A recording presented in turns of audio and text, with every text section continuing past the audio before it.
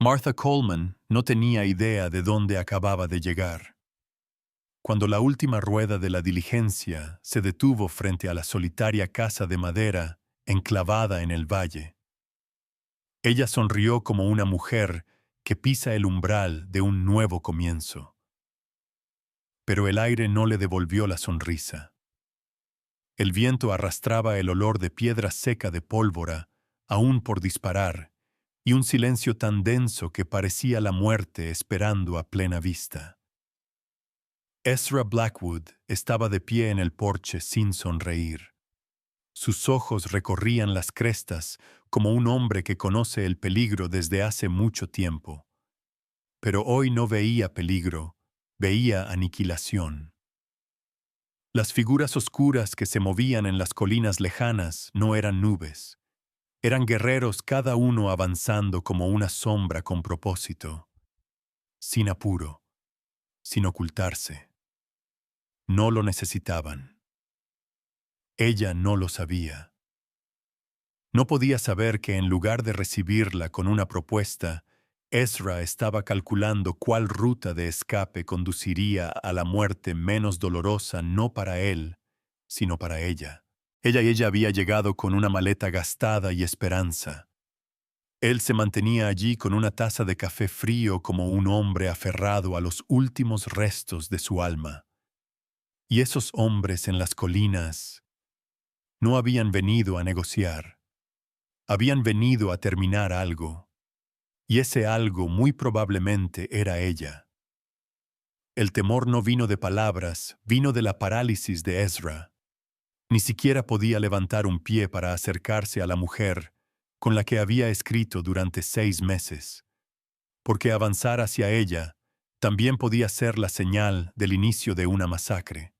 Jamás en su vida se había sentido tan impotente. Un veterano que había sobrevivido a 3 campañas, ahora encadenado por su propia conciencia, proteger a esta mujer o verla morir por pecados que aún no se atrevía a confesar. Y cuando Martha bajó de la diligencia, sonrió suavemente y dijo: «Señor Blackwood, soy Martha». Hasta el cielo pareció contener el aliento. Ezra Blackwood solía enorgullecerse de saber leer las señales de la tierra, pero esa mañana fue la propia tierra la que le lanzó una advertencia envuelta en un silencio terrible y asfixiante. Mientras la primera luz del amanecer barría el valle, él permanecía en su porche, con el café enfriándose en su mano, esperando ver la nube de polvo que anunciaría la llegada de la diligencia y con ella la promesa de algo nuevo. Pero lo que vio no era polvo levantado por ruedas. Era demasiado constante, demasiado amplio, demasiado controlado. Entonces aparecieron. No eran viajeros perdidos, ni cazadores. Eran guerreros, cientos de ellos descendiendo por las crestas, como sombras esculpidas en duelo y furia.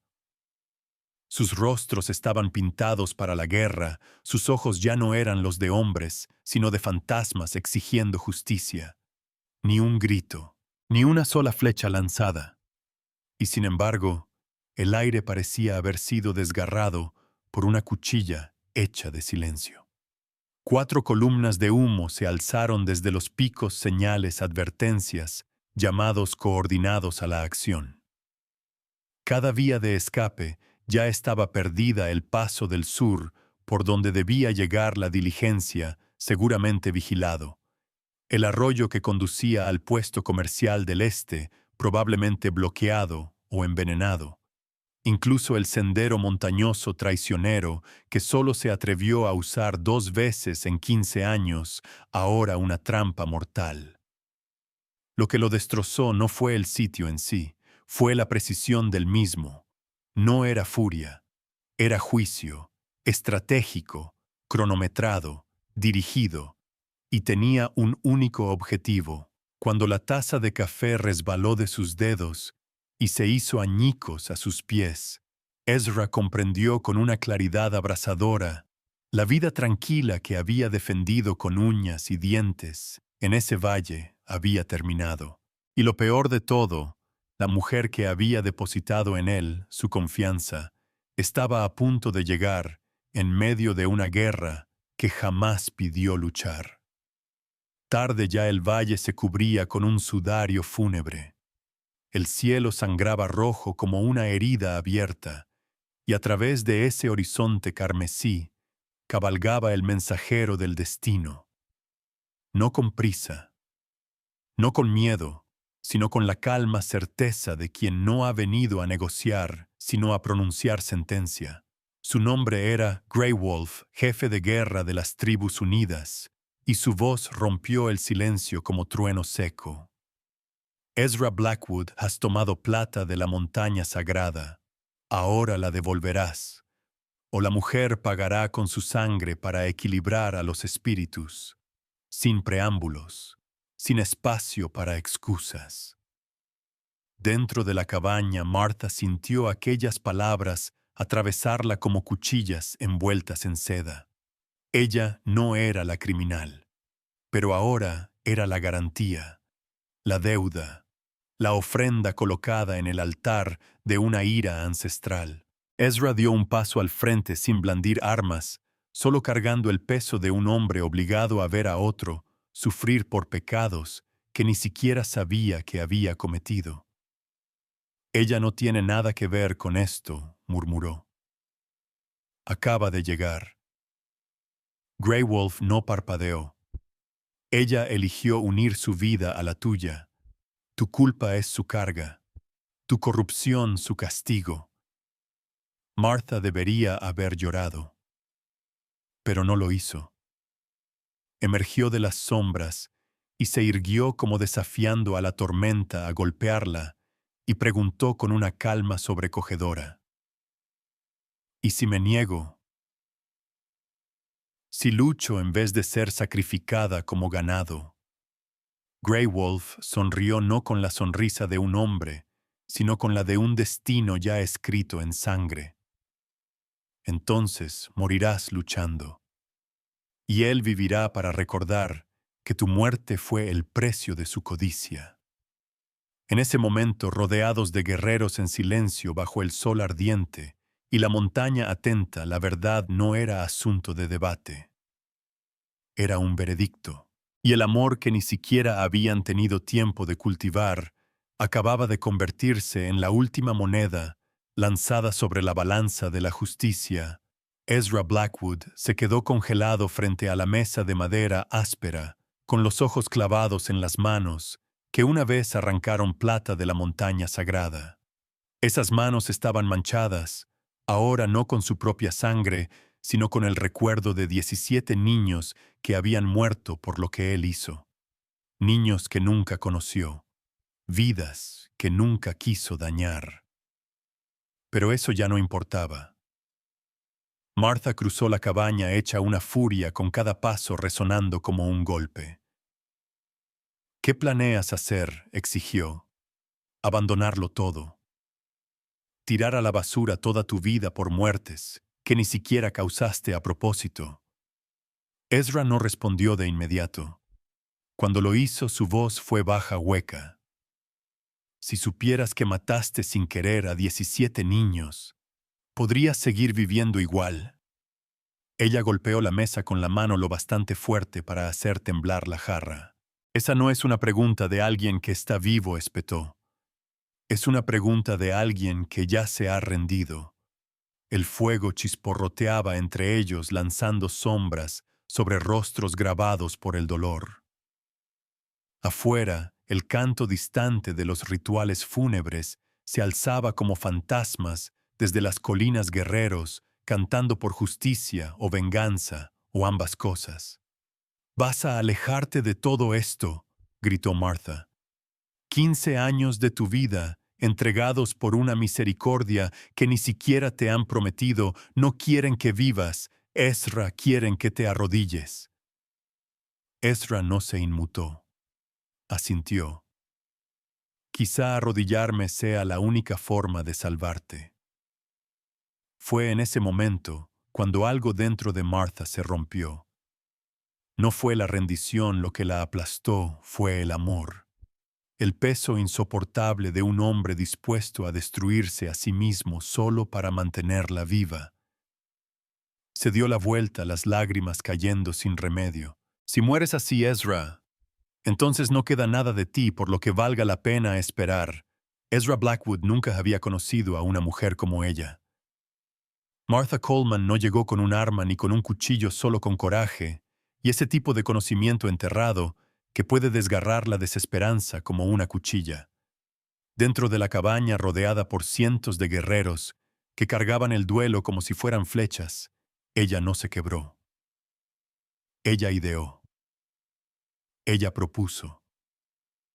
Hay otra manera, dijo con una voz suave pero lo bastante afilada, como para cortar el miedo que le apretaba el pecho a Ezra.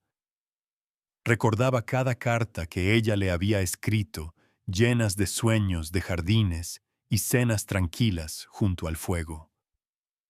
Pero la mujer que tenía frente a él no había venido en busca de consuelo. Estaba trazando un plan para salvar a todo un pueblo, usando un saber que él jamás imaginó que ella poseía. La plata no es lo primero que ha envenenado la tierra, dijo ella. Mi padre tenía 3 minas en Pensilvania. He estado con los pies en el lodo. He leído mapas de hidrología. He medido los niveles de arsénico en pozos. Sé cómo curar estos arroyos. No en 2 años, en 6 meses. Ezra no podía hablar. Tenía la garganta cerrada por la emoción. La mujer con la que soñaba casarse por un poco de paz había venido a luchar por justicia, en cambio justicia por sus pecados. Martha dio un paso hacia adelante y colocó su mano sobre la mesa áspera donde compartieron su primera comida. No tenemos que morir, Ezra. Tampoco podemos huir. Pero sí podemos quedarnos. Con conocimiento. Con responsabilidad. Con el uno al otro. Ezra quiso arrodillarse no para proponerle matrimonio, sino para pedir perdón, por no haberla visto por quien realmente era, no alguien a quien proteger, sino alguien dispuesta a proteger a los demás. Una mujer que había entrado en una zona de guerra y ofrecido sanación en vez de huida, aunque todo el valle clamaba por sangre. Él permanecía inmóvil, como la propia montaña, mientras los 2 forasteros salían de la cabaña desgastada por el tiempo. Los tambores habían cesado. El sol sangraba sobre la cresta sagrada. Grey Wolf esperaba rendición, súplicas, algún último suspiro de desesperación. Pero en su lugar, la mujer aquella cuya sangre él había exigido para calmar el espíritu de su hija muerta, dio un paso al frente sin titubear, con la voz firme y afilada. No estamos eligiendo la muerte, ni la sumisión. Estamos eligiendo un tercer camino. Grey Wolf casi se rió. Elección. Aquí, en esta tierra empapada con los huesos de sus ancestros, aún así no la interrumpió. Sus ojos la recorrieron buscando engaño, miedo. Pero lo que encontró fue duelo afilado en propósito. La misma mirada que llevaba su esposa cuando enterraron a su hija bajo una manta de nieve. Tú quieres salvar a tus hijos, dijo ella. Yo sé cómo hacerlo. Las palabras eran simples, pero quebraron algo dentro de él. Hablaba de purificación del agua, de restauración de la tierra, de enseñar a los mineros a convivir con la tierra. Pero eso no fue lo que lo sacudió. Fueron sus ojos. No estaba suplicando, no estaba negociando, estaba ofreciendo esperanza. Y la esperanza era más peligrosa que cualquier rifle, porque la esperanza hace que la gente crea en cosas que ya ha enterrado. Grey Wolf una vez tuvo esperanza, y la perdió. Cuando su hija murió ahogada en agua envenenada, la esperanza murió con ella. Y sin embargo ahí estaba esa mujer, una forastera, invocando de nuevo esa palabra prohibida. «Dame 6 meses», dijo ella, «y si fallo entonces mátame». Grey Wolf miró a su alrededor a los guerreros, cuyas manos habían sostenido cuerpos sin vida. Lo sabía, si elegía la sangre, ellos lo seguirían hacia la venganza sin cuestionarlo. Pero si elegía esto, esta esperanza frágil, temeraria, imposible, entonces tal vez, solo tal vez, ya no sería un jefe de guerra buscando justicia. Podría ser un padre que por fin escuchaba el susurro del espíritu de su hija. Hay otro camino. 3 años después, el valle que alguna vez resonó con el eco de 400 gritos de guerra, ahora latía con las risas de los niños. Pero el precio de esa transformación fue algo que pocos podrían permitirse jamás. Ezra Blackwood, antes marcado como profanador de tierra sagrada, ya no era dueño de nada. Era un siervo de la restitución. Cada mañana se levantaba antes del amanecer, se arrodillaba junto al arroyo y rascaba pedazos de piedra caliza y madera carbonizada para construir filtros de agua improvisados. Alguna vez, soldado francotirador, temido en 3 territorios, ahora debía aprender paciencia como un estudiante fracasado bajo la guía silenciosa de quienes una vez exigieron su muerte. Y Martha, la mujer que vino a este valle, buscando un esposo, se había convertido en su corazón palpitante del cambio. Armada con el conocimiento heredado de un padre en bancarrota y una infancia entre minas de plomo, enseñó a la tribu la misma que casi la sacrificó cómo resucitar la vida desde un suelo envenenado. Pero el dolor nunca se fue del todo. Algunas noches se sentaban junto al fuego y escuchaban a Grey Wolf hablar de su hija, la pequeña, que solía jugar en el arroyo, ahora cenizas dispersas por el viento. Algunos padres se sentaban solos al borde del agua, con las manos temblorosas extendidas, como si la superficie cristalina pudiera revelar los rostros de los hijos que perdieron. Y sin embargo, de ese dolor, algo más echó raíces: fe. Cuando el primer arroyo corrió claro tras 3 largas estaciones de sequía, niños desconocidos se metieron en sus aguas sin miedo. Cuando los ciervos regresaron al valle, Grey Wolf se paró bajo el pico sagrado y por primera vez no lloró. No habían necesitado derramar sangre para encontrar justicia. Habían aprendido el perdón por medio del trabajo, del dolor compartido, no a través de los fusiles ni del sacrificio ritual. Y en una tierra antes moldeada por la venganza y el duelo, las mismas personas que fueron condenadas se convirtieron en quienes la sanaron. Él solía creer que solo la sangre podía purificar la tierra sagrada. 17 niños habían muerto, incluida su hija. Y cuando lideró a 400 guerreros para rodear aquel valle maldito, no venía en busca de una tregua. Venía en busca de penitencia pagada con carne. Pero ahora Grey Wolf se sentaba sobre una piedra plana junto al fuego de Ezra y Martha, aquellos a quienes una vez juró sacrificar, y escuchaba la risa de su nieto resonar por el cañón. El arroyo corría claro, sin sabor metálico, sin hedor a animales muertos. Los ciervos habían regresado, y el aire nocturno ya no cargaba con la podredumbre del desagüe envenenado. Recordaba aquel atardecer de hace 3 años, cuando Martha dio un paso al frente sin miedo, sin lágrimas, y ofreció algo que nadie se había atrevido a proponer, antes: no sangre sino conocimiento, no sumisión sino alianza. Y él, un guerrero que había sobrevivido 3 guerras, que había enterrado a una esposa y a una hija, fue el único que quedó temblando.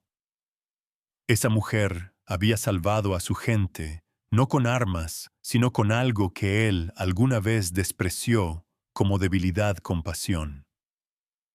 Ahora, La puerta de su cabaña permanecía sin llave.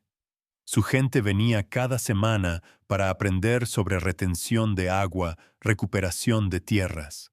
Plantaban a lo largo de los arroyos usando los métodos que Martha enseñó plantas, cuyas raíces filtraban toxinas.